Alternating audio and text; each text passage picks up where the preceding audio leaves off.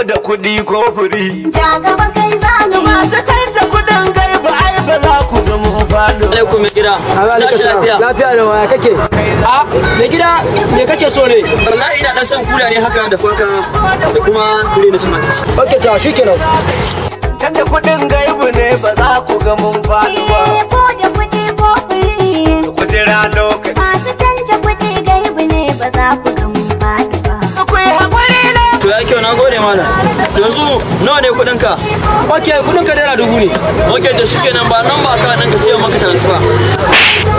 Kawai irin mawakaci ne wanda bai da hankali. Transfer kai ga lokaci Najeriya ta lalace a ce transfer an kai sa kuɗi ka cikin banki in za ka cire sai in kana 10,000 dubu kana baka ko 6,000 wa'in zalunci ka ce kamar transfer wanda Najeriya da ta lalace ake zalunta mutane ina za ka bani cash kuma wallahi ban a san sabbi wai ban a san tsayi sabbi za ka bani gal.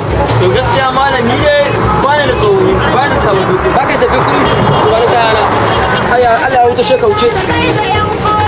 Malam yanzu kenan ba za ka karbi tsawoyin kuɗin ba. Gaskiya ban to wani daban da su sai ke ni hasara an riga ko an ja mana hasara da kashewar Najeriya duk wanda karewa arzikin Najeriya ne talaka ko sun ake talaka su ba kasuwanci shiga hala haula Allah ka bar su ko Allah ka tayyata to Da gwalgwale kuma kaya amutse. Ko da kuɗi ko furi. Bike ya ta da shi da